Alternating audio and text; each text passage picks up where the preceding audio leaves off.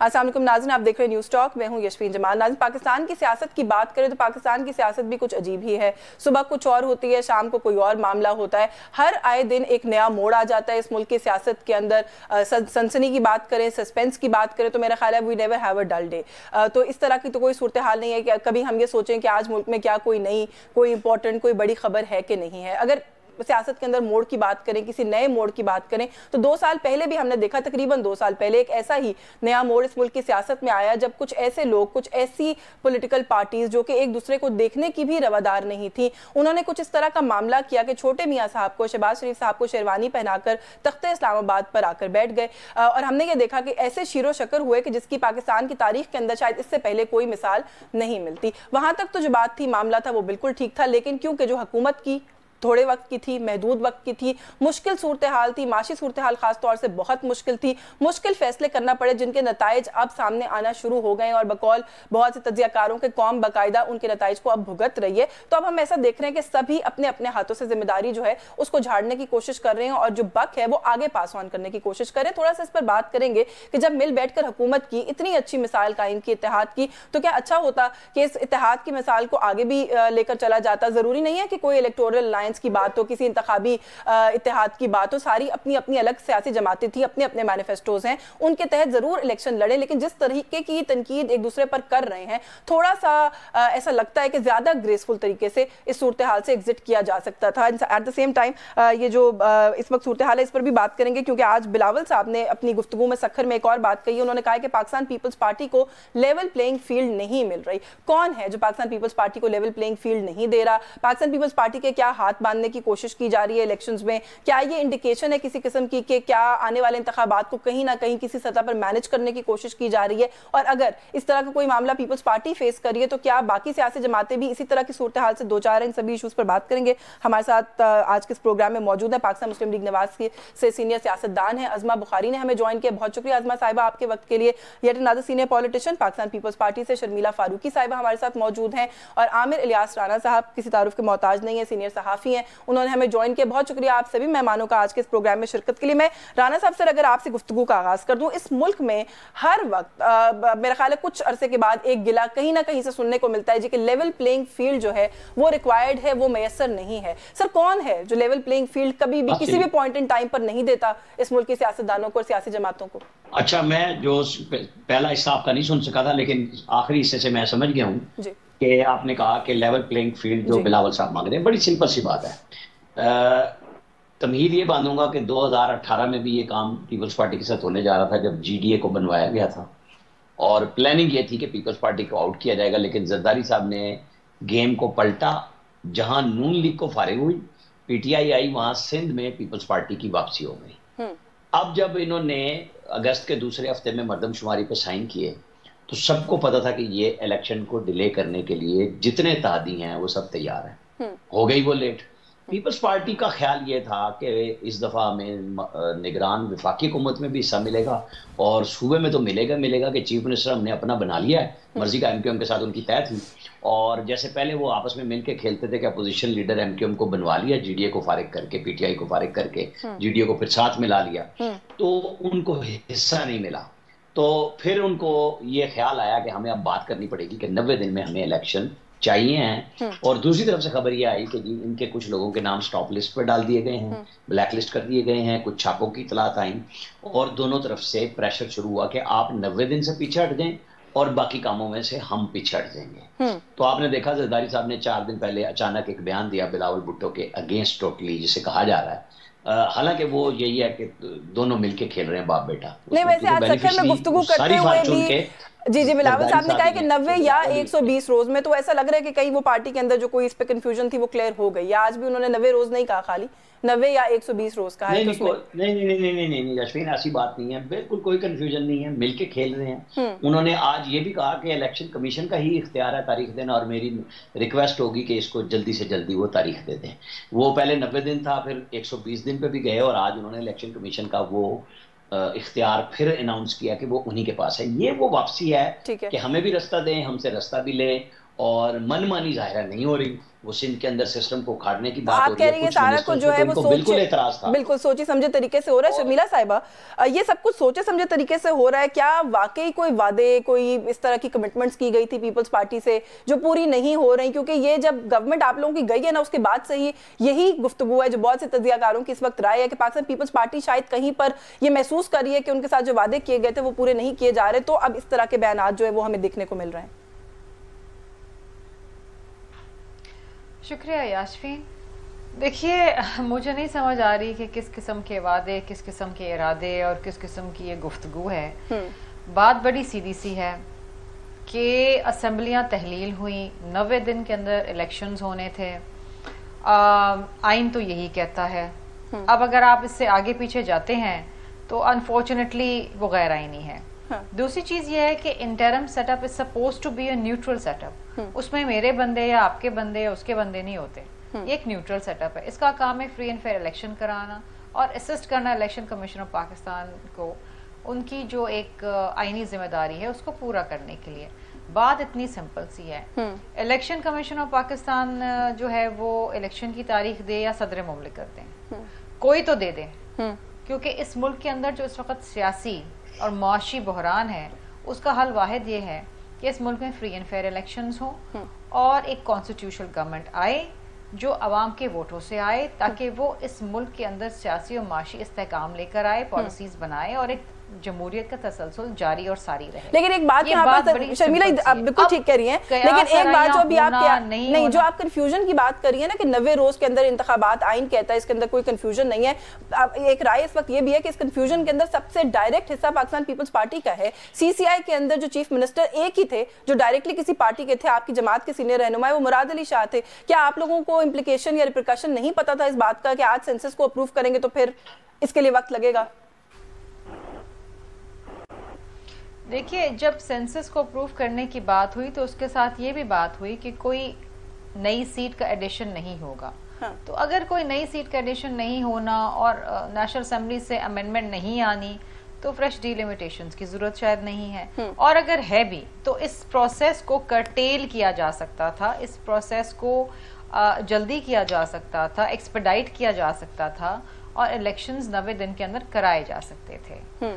अब बात यह है कि हाँ, अगर आप किसी चीज़ के अंदर डिले ला रहे हैं या किसी चीज़ को you are taking its own pace और ओन टाइम, तो वो तो फिर 6 महीने लगा दें आप। वो तो एक प्रोसेस है, लेकिन उस प्रोसेस को कर्टेल भी किया जा सकता है, किया जा सकता है। तो आइन आपका ये कहता है कि आपने 90 दिन के अंदर इलेक्शंस करवाने हैं और आइन को सब पे सबकत हासिल है।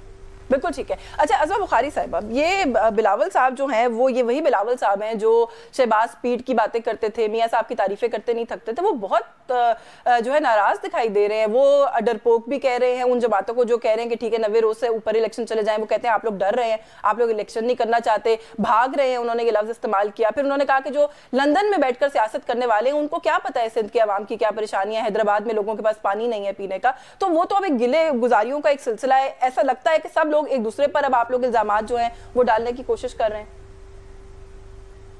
शुक्रिया। देखिए, पहले तो बात यह है कि जैसे ही इलेक्शन करीब आते हैं तो ये एक पाकिस्तान की पॉलिटिक्स का शायद एक वतीरा है कि हालात जो है वो जरा गर्म हो जाते हैं और गोलाबारी जो है वो शुरू हो जाती है। लेकिन गोलाबारी अगर हकायक तक रहे तो बेहतर है। अब अगर आप किसी को डरपोक होने का ताना देंगे तो फिर हम बात तो ये भी की जा सकती है कि जब हमने अप्रैल में हमारी हुकूमत आई थी, हम मई के अंदर जो है इमरान खान के लॉन्ग मार्च से पहले असम्बलियां डिसॉल्व करके जो है नए इलेक्शन की तरफ जाने के लिए जो है हमने रजामंदी जो है वो कर दी थी। लेकिन उस वक्त जो है उन्होंने कहा कि जिस दिन जो हमारी असम्बलियां एक दिन पहले भी नहीं तोड़ेंगे, तो फिर डरपोक कौन हुआ? बहुत सारी बातों का उसी तरह से जवाब दिया जा सकता है जिस तरह की बात की जा रही है। लेकिन हम पाकिस्तान के सियासी टेम्परेचर को उस नहज पे नहीं ले जाना चाहते जिस नहज से बड़ी मुश्किल से इसको वापस लेके आए हैं। अब तमाम फैसलों के अंदर शामिल होकर बाद में आपका मुकर जाना, ये पाकिस्तान की आवाम देख रही है। देखिए, CCI के अंदर यकीनन के बात दुरुस्त है कि ये बात हुई कि जिस सीटों में एडिशन नहीं हो रहा, लेकिन रीशफलिंग जरूर हो रही है। और सूबाई असम्बलियों की जो सीटें हैं उसमें बड़ी लंबी चौड़ी रीशफलिंग हो रही है। पंजाब के अंदर जो है कई बड़े डिस्ट्रिक्ट्स हैं, उनके अंदर सीटें ऐड हो रही हैं, कईयों से सीटें कम हो रही हैं।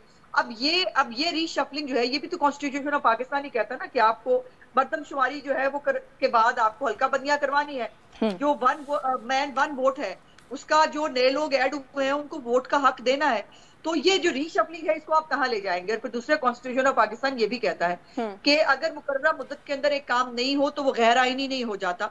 मोहतरमा बेनजीर भुट्टो की शहादत की एग्जाम्पल हमारे पास मौजूद है कि जब 27 दिसंबर को उनकी शहादत हुई तो उसके बाद इलेक्शन जो है वो 1 महीना 10 दिन गालिबन जो है वो आगे भी चला गया।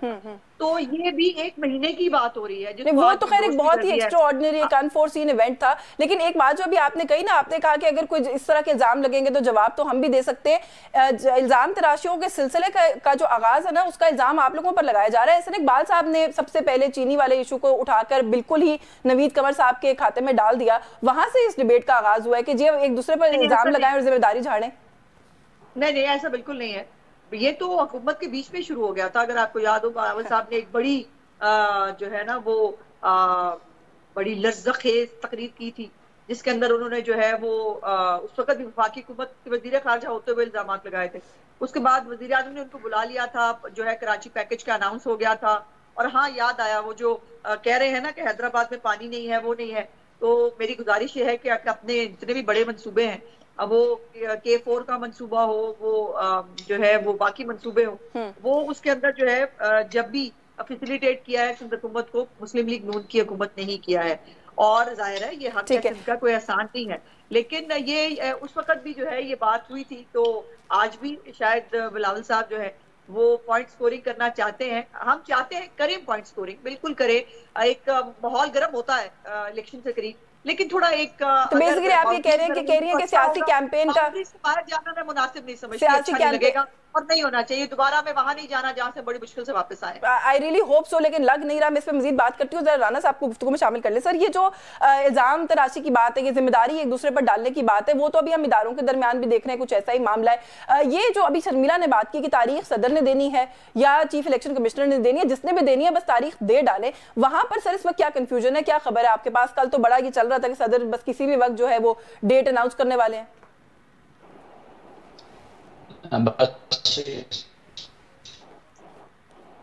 तो छोटी सी बात जो दोबाल ने जानबूझ के नवीद कमर पे डाला, जबकि कैबिनेट और ईसीसी दोनों की मजमूई और मुश्तरका जिम्मेदारी है। वहां पे किसी ने एतराज नहीं किया, किसी ने मिनट्स में कुछ नहीं लिखवाया हुआ। जिस तरह मरदमशुमारी की इत्तफाक राय से अप्रूवल में कहीं मिनट्स में नहीं लिखा कि आपने इलेक्शन को डिले नहीं करना। ये सबको पता था कि 4 महीने ये बात आगे जाएगी, क्योंकि ये काम होना है। ये ब्लेम गेम हमारी सियासी जमातों का एक हिस्सा है और इसको नेचुरल लेना चाहिए, क्योंकि ये इत्तेहाद जब हुकूमत में था तब भी इंतखाबी इत्तेहाद नहीं था।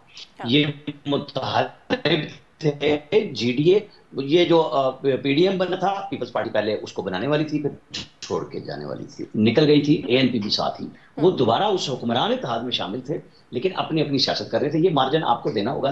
वक्त ने सबको मजबूर किया कि इमरान खान के खिलाफ ये इकट्ठे हो जाएं। और जैसे अभी बिलावल साहब ने कहा कि हैदराबाद को पानी, मतलब तकरीर लिखने वालों को सोचना चाहिए भाई, 15 साल से ये पानी आपने पहुंचाना है। आप किसको बता रहे हैं कि हैदराबाद में पानी हम पहुंचाएंगे? भैया, आप कराची से निकल के अंदरूने सिंध भी नहीं गए, आप हैदराबाद में आज पानी पहुंचाने की बात कर रहे हैं। तो ये सोचना चाहिए कि आपने किया क्या है। ये बहुत बड़ा क्वेश्चन है और पीपल्स पार्टी को इस पे बड़ा फोकस करना पड़ेगा कि अंदरूने सिंध में महरूमियां क्यों है। कराची को 2018 में भी इन्होंने बिल्कुल सड़के करके नया बनाया था, जिस तरह अब बनाया, बसें भी दी हैं, प्रेशर मीडिया का भी आया, पीपल्स पार्टी ने खुद डिलीवर बहुत अंदरूने सिंध में, यानी हेल्थ के उसके ऊपर आप उनको जीरो नहीं कर सकते, लेकिन बहुत चीजों में लैग करता है।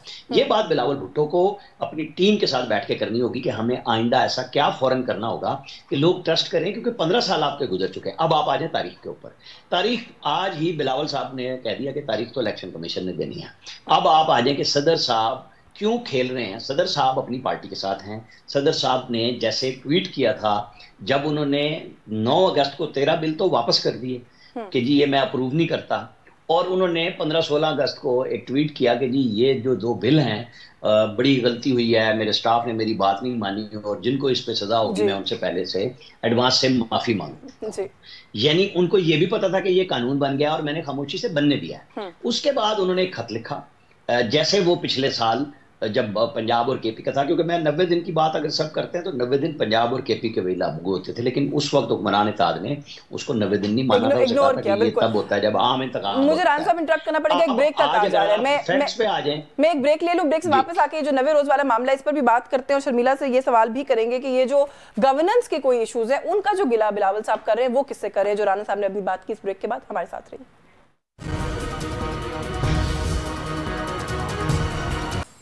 जी वेलकम बैक नाज़रीन। ब्रेक पे जाने से पहले शर्मिला, जैसे मैंने आपके लिए सवाल छोड़ा था, राना साहब जो बात कर रहे हैं हैदराबाद में पानी नहीं है, देखें बाकी जो गिले गुजारियां हैं वो शायद सियासत का कैंपेन मोड का हिस्सा हो सकती हैं, लेकिन इतनी तवील अरसे सिंध पर हुक्मरानी करने के बाद जो गवर्नेंस से जुड़े मामला हैं उसकी शिकायत किससे कर रहे हैं आप लोग? देखिए यशवीन, होता क्या है, कुछ चीज़ें होती हैं जो सूबा खुद अपने रिसोर्सेस के तहत करता है, कुछ चीज़ें ऐसी होती हैं जिसमें फेडरल गवर्नमेंट जो है वो उसकी शराकत दारी होती है। कराची में K4 का जो प्रोजेक्ट है पानी के हवाले से, वो एक फेडरली फंडेड प्रोजेक्ट है जिसमें इमरान खान के दौर में तो बिल्कुल ही फंडिंग बंद हो गई थी, उससे पहले बहुत कम थी। अच्छा, अब जब पीपल्स पार्टी की गवर्नमेंट जब शुरू में आई थी तो कुछ फंडिंग आई थी। अब मसला ये होता है कि सूबे के पास एक महदूद वसाइल होते हैं, किसी भी सूबे के पास, चाहे वो बलूचिस्तान हो, पंजाब हो, फलां, जो मेजर प्रोजेक्ट्स होते हैं, मेगा प्रोजेक्ट्स होते हैं, उसमें वफाक शराकत दारी करता है। अगर वफाक अपना हिस्सा नहीं डालेगा तो सूबा वो प्रोजेक्ट नहीं उसको पाए तकमील तक पहुंचा सकता, और जैसे जैसे वो डिले होता जाता है कॉस्ट ऑफ प्रोडक्शन बढ़ती जाती है, हर साल उसकी एस्केलेशन होती जाती है, और फिर वो प्रोजेक्ट इतना बिल्कुल, लेकिन शर्मिला सवाल ये है पीडीएम लेड गवर्नमेंट में वायबल ही नहीं रहता। बात ये है पीडीएम लेड गवर्नमेंट में क्या हर्डल? वन सेकंड, मैं उसी पे आ रही हूँ। पीडीएम की जो हुकूमत थी वो 15 माह की थी, और उस 15 माह के अंदर ये अज़मा यहाँ बैठी हुई हैं कि ये हुकूमत नहीं थी, ये जद्दोजहद थी, ये जहाद था लिटरली, कि किस तरीके से पाकिस्तान को डिफॉल्ट से बचाना है। अब मसला ये है कि बयानात तो बहुत आते जा रहे हैं, कोई नवीद कमर पे आ रहा है, उधर प्राइम मिनिस्टर साहब जो हैं वो नवीद कमर की तारीफ कर रहे हैं, वो कह रहे हैं हमें दे दो, उधर जो है इनके वजीर जो हैं वो कह रहे हैं कि जी गलती इनकी है, विच डजंट मेक सेंस, क्योंकि काबीना और वजीर आजम वो रिस्पॉन्सिबल होते हैं पूरी हुकूमत के लिए। हाँ। तो किसी के ऊपर ब्लेम गेम डालना ये मैं समझती हूं, मुझे इजाजत कर दे इसी नुक्ते पर, ये आपने बड़ी अच्छी बात की, इसी नुक्ते पर सवाल करना चाह रही हूँ। अभी आपने खुद कहा, एक छोटी सी बात शर्मिला, आपने भी खुद कहा कि 16 महीने हम स्ट्रगल कर रहे थे कि डिफॉल्ट से बच जाएं। बिलावल भुट्टो साहब की पूरी स्टेटमेंट ये है कि लंदन में बैठे हुए सियासतदानों को तो ये तक नहीं पता कि हैदराबाद के लोगों के पास पीने का पानी नहीं है, तो फिर क्यों ब्लेम गेम में इंडल्ज किया बिलावल भुट्टो साहब ने? सूरत हाल तो आप सबको पता है। देखिए इस वक्त जो हुकूमत चला रहे थे वो शहबाज शरीफ साहब थे, वो यहाँ पर मौजूद थे, उनके सामने वो तमाम मसाइल और इश्यूज, तहफ़्फ़ुज़ात, शिकायत तमाम रखी गई जो सिंध के हवाले से हमें थी। उसमें हैदराबाद के पानी का भी मसला था। अब हैदराबाद को अगर हम दे रहे हैं 6 million gallons per day filter plant लगा रहे हैं, तो सिंध हुकूमत ही लगा रही है ना, वफाक ने आके नहीं लगाई है, तो हम तो अपने हिस्से का डाल रहे हैं, लेकिन हम जो हमारी तजवीज़ थी, जो हमारा हक था, जो हमारी शिकायत थी, वो तो हमने रखी। अब वो पूरी होती है नहीं होती, हुई नहीं हुई, वो अलग कहानी है। जाहिर बात है कि जब हम जाएंगे हैदराबाद के लोग सवाल करेंगे तो आपको हकायक तो बताने पड़ेंगे ना। अब वो हकायक बेशक तल्ख हो, बिल्कुल ठीक है, हमारी कितनी गलती है, वफाक की कितनी गलती है, हमें सच तो बोलना है ना लोगों से। बिल्कुल ठीक है सर, कैसे रिस्पॉन्ड करती हैं अज़मा साहब? शर्मिला तो एक बैलेंस बात करी है, लेकिन जो सवाल है यहाँ पर वो ये कि शहबाज शरीफ साहब ड्राइविंग सीट पर थे, अगर थे तो क्यों इस तरह के मामलात को नहीं जो है वो केटर कर सके? शहबाज शरीफ साहब भी तो करते रहे, जो है वो हर एक तकरीर से ब्लैकमेल होते थे वो, और उसके बाद जो है वो वफूद की सतह पे बुलाया भी जाता था, फिर जो है वो अरबों रुपए के पैकेज जो है वो दिए भी जाते थे, अनाउंस भी किए जाते थे। और फिर आपको याद है वो एक जिस तकरीर की मैं बात कर रही हूँ कश्मीर में गालिबन या गिलगित बल्तिस्तान में हुई थी, उसके बाद जो है वो ये प्रोजेक्ट की जो है K4 का ही मेरा ख्याल तकरीब थी, उसमें फिर बिलावल साहब ने बहुत सारी तारीफें भी की थी। लेकिन ये मुझे बड़ी बात समझ नहीं आई शर्मिला की कि शहबाज साहब जो है उनको सब कुछ पता था, उनको बताते रहे, और ताना जो है वो लंदन में बैठे किसको, नवाज शरीफ साहब को दे रहे हैं। बड़े अफसोस की बात यह है कि वो शख्स जो 3 दफा इस मुल्क का इलेक्टेड प्राइम मिनिस्टर रहा है, जिसने इस सिंध जैसे सूबे को जो है वो उसके अंदर दहशत गर्दी हो, उसके अंदर बड़े बड़े प्रोजेक्ट्स हो, ये जितनी मोटरवेज हैं जितने ये जो सीपेक के जरिए जो पावर प्लांट्स हैं इनकी, और आपको याद होगा कि मुराद अली शाह को हर एक डेलीगेशन के अंदर जो है वो चाइना लेके जाना हो, दुनिया में कहीं लेके जाना हो, उनको साथ ऑन बोर्ड रखा जाता था। तो अगर ये ताना उन्होंने उस तरफ मारा है तो बड़ी ज्यादती की है, क्योंकि मैंने जैसे पहले कहा कि हम बात को वो 90s वाली और उसमें नहीं ले जाना चाहते कि हम भी तुर्की ब तुर्की वही जवाब दें, फिर हम भी आपसे बहुत सारे सवालात पूछें जिसके जवाब शायद आपके पास ना हो। सो अल्लाह जाने, मतलब ये इलेक्शन जो है इसके बाद हमें अगर दोबारा बैठना पड़ गया तो किस मुंह से बैठेंगे एक दूसरे के साथ। सो बराए मेहरबानी उतना करें कि जहाँ से आप एक दूसरे की शक्ल देखने के काबिल रह जाएं, और इस तरह से लीडरशिप को अगर टारगेट ना किया जाए तो बेहतर होगा। लेकिन अगर आप जो है वो ये लीडरशिप के ऊपर जो है ताने और वो जो है वो आप कसने की कोशिश करेंगे तो फिर किसी सख्त जवाब की तवक्को भी रखिए। अच्छा अजमा साहब, अभी यहाँ पर एक बात हो रही थी, शर्मिला ने शायद गालिबन कहा कि केयर टेकर सेटअप जो है उसको न्यूट्रल होना चाहिए, उसके अंदर कोई इस तरह के लोग नहीं होने चाहिए जिससे न्यूट्रलिटी के ऊपर कोई सवाल हो। हसन फवाद साहब जो है उनको आज कहा गया कि निगरान काबीना का हिस्सा बनाया जाएगा, कैसे देख रही है इस फैसले को? उनकी आपकी जमात के साथ एक बड़ी स्ट्रॉन्ग एफिलिएशन है और हमेशा रिलेट किया जाता है, वो उन्होंने कैद भी काटी, जो मामला थे वो भी आप ही की जमात से जुड़े थे, जहां पर उन्होंने बोला भी नहीं, बात भी नहीं की, तो उनको उसका क्रेडिट भी दिया जाता है। देखिए फवाद हमारी पार्टी के मेंबर नहीं है, जी मैं गुजारिश कर लूं, वो प्रिंसिपल सेक्रेटरी रहे हैं मियां नवाज शरीफ साहब के साथ, और उसी की उन्होंने सजा काटी।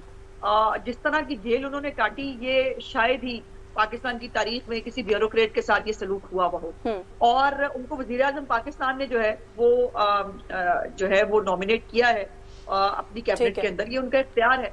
लेकिन ये उनको हमारी पार्टी के साथ रिलेट करना, बिल्कुल ठीक है, आप कह रही हैं ऑफिशियल मेंबर नहीं है वो पार्टी के, राना साहब ये है उनके सबके साथ ताल्लुकात है। बाय द वे फवाद जो है उनके वो एक ब्यूरोक्रेट है, उनका तमाम पॉलिटिकल पार्टी के साथ ऐसे ही ताल्लुकात है। बिल्कुल ठीक है। अच्छा निगरान काबीना में उनकी जो आमद है, आई थिंक उसकी खबर भी सबसे पहले राना साहब आप ही ने दी।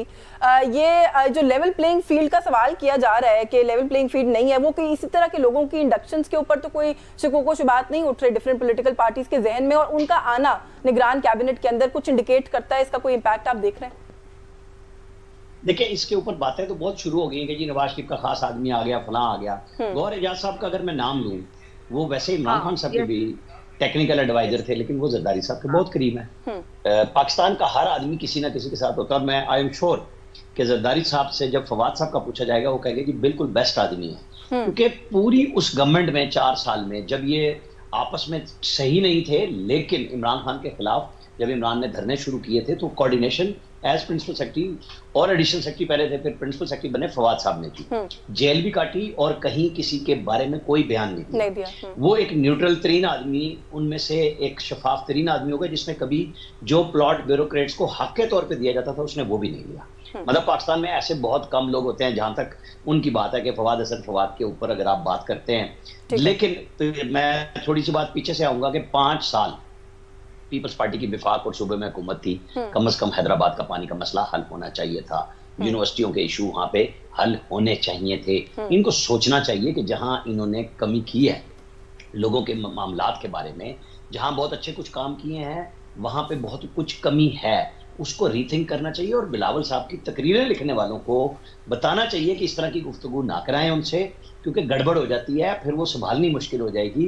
कि चीज़ें जो अजमा बुखारी साहिबा और पीपल्स पार्टी नून आपस में लड़ें वो और बात है, हकायक किसी को भी मस्क नहीं करने होंगे, क्योंकि आप और हम बैठे हुए हैं, हमने हकायक पे बात करनी है। किसी की फेवर होती है, कोई नाराज होता रहे, लेकिन बात वो करनी है जो सही है। जहां हेल्थ के ऊपर बहुत ज्यादा अच्छी चीजें की हैं, बिलावल भुट्टो जरदारी वहां पे बात करें, अंदरूनी सिंध भी जाके की हैं, कराची में भी की हैं, वो ठीक बात है। लेकिन साफ पीने का पानी, सेहत पे नकल होती है इम्तिहानात में, नौकरियों की जिस तरीके से बंदर बांट हुई है, इन चीजों को अगर ये ठीक करेंगे तो क्रेडिट पीपल्स पार्टी को जाना है, क्योंकि हुक्मरान भी वही हैं। और आने वाले अभी उसमें एक बात हो रही है कि जी कोई अलायंस खड़ा किया जा रहा है। मेरा नहीं ख्याल कि जरदारी साहब ने कोई ऐसी जगह छोड़ी है अंदरूनी सिंध में कि जहां कोई मध्य मुकाबिल तकड़ा रह गया हो। उन्होंने सबको अपनी पीपल्स पार्टी में आखिरी आदमी बिल्कुल, आप कह रहे हैं कि उनको उस तरह के अलायंस की जरूरत नहीं है। जो अभी आपने बात की है कि अच्छा काम कुछ शोबों में किया है, अभी ये भी हम देख रहे हैं कि पीपल्स पार्टी पंजाब में आने की तैयारी कर रही है, नून लीग ने कुछ सिंध में जाने की बात की, इस पर भी बात करते हैं। एक ब्रेक का कहा जा रहा है, ब्रेक के बाद हमारे साथ रहिएगा।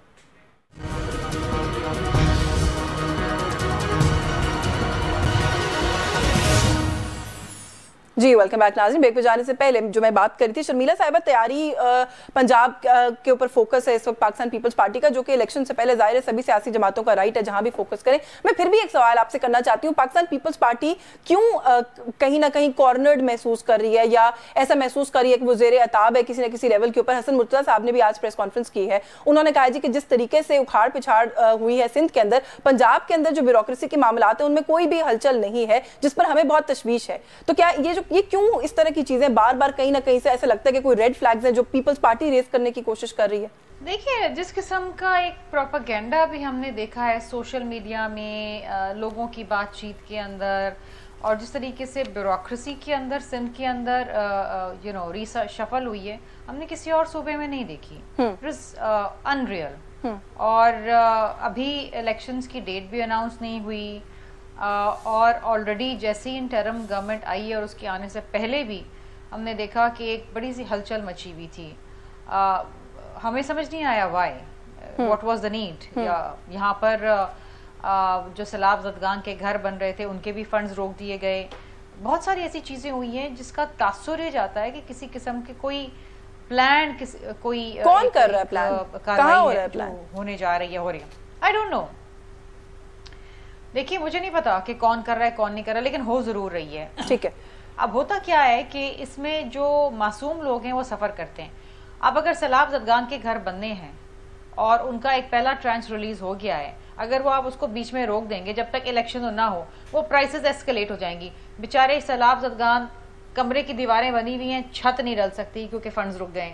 ठीक है। तो ये जो बेचारे मुस्तहिक लोग हैं जो वाकई ज़रूरतमंद हैं, उनके मामला तो ना रोकें। कोई और इशू बेशक होगा, अगर कोई इशू है तो उसको सामने लाएं। जहाँ तक ताल्लुक है कि क्या हमारे साथ हो रहा है, क्या भाई, हम तो पिछले इमरान खान के दौर के अंदर आपको याद होगा कि कौन सा लीडर पीपल्स पार्टी का या PMLN का नहीं था जो जेल में नहीं था। तो वो तो कार्रवाई पहले दिन से शुरू हुई है। वो तो जिस उरूज पे कार्रवाई थी वो अब तो खैर नहीं है, लेकिन उस वक्त जो इंतकामी कार्रवाई शुरू हुई थी। बिल्कुल ठीक है, I have taken your point Sharmila. मुझे थोड़ा सा इस सेगमेंट को क्विक करना है, इस सेगमेंट का वक्त थोड़ा सा कम है, मैं थोड़ा अज़मा को गुफ्तगू में शामिल कर लूं। अज़मा, पॉलिटिकल पार्टी सभी एक दूसरे को इलेक्शंस के वक्त में एज अ थ्रेट देख रही होती हैं, और देखना भी चाहिए, जाहिर आप लोग एक दूसरे के खिलाफ इंतखाब लड़ रहे होते हैं। पाकिस्तान तहरीक इंसाफ को आप लोग क्या कोई थ्रेट देखते हैं? गिलगित बल्तिस्तान का ज़िमनी इलेक्शन देख लीजिए, वो जीत गए। KPK में होने वाले जो बल्दियाती इंतखाबात की ज़िमनी इलेक्शन से उनको देख लीजिए, उन्होंने काफ़ी उसके अंदर अच्छा परफॉर्म किया। तो कुछ लोगों की इस वक्त ये राय है कि वो जेल में बैठे हुए भी आप लोगों के लिए खतरनाक साबित हो रहे हैं। नहीं, मैं नहीं समझती। देखिए, अगर तो खासतौर पर GB एक बहुत छोटा सा इलाका है, और उस इलाके की मेरे ख्याल 56 शायद पोलिंग स्टेशन थी, और उसको आप पाकिस्तान के जनरल इलेक्शंस के साथ जो है वो कंपेयर नहीं कर सकते, कतई नहीं, ना किसी लोकल बॉडीज के इलेक्शन हो सकते हैं। ये 5 साल के लिए एक मैंडेट मिलना है एक हुकूमत को, और उसकी कारकर्दगी के ऊपर मिलना है, उसकी जो बैकग्राउंड है उसके ऊपर मिलना है, और लोगों ने सोच समझ कर अपना फैसला करना है। अगर RTS जो है वाला ड्रामा ना हो इस मुल्क के अंदर, और पार्टियां जो है वो तोड़ी ना जाए, टिकटें वापस ना कराई जाए, ये अगर एडवेंचर ना हो तो लोगों को अपना फैसला करने दें, जिसको वो मैंडेट दें। उनको 5 साल जो है वो सिर झुका कर जो है बहुत मेहनत की जरूरत होगी। ये कोई फूलों की सेज नहीं है जिसके ऊपर सियासतदान आके बैठ जाते हैं। कितने कितने बड़े कांटे हैं जो सियासतदान जो है वो महसूस भी करते हैं, लेकिन उनको गाली भी पड़ती है। लेकिन एक बात जिसको मैं जरूर रिस्पॉन्ड करना चाहती हूँ, अगर जो है वो फवाद हसन फवाद की बात हो रही है, तो मोहसिन नकवी साहब को तो खुद जरदारी साहब जो है वो हमेशा अपना बेटे के तौर पर इंट्रोड्यूस कराते रहे हैं, और वो हर वक्त जो है वो मौजूद होते थे जरदारी साहब के साथ, उनके बहुत डियर हैं।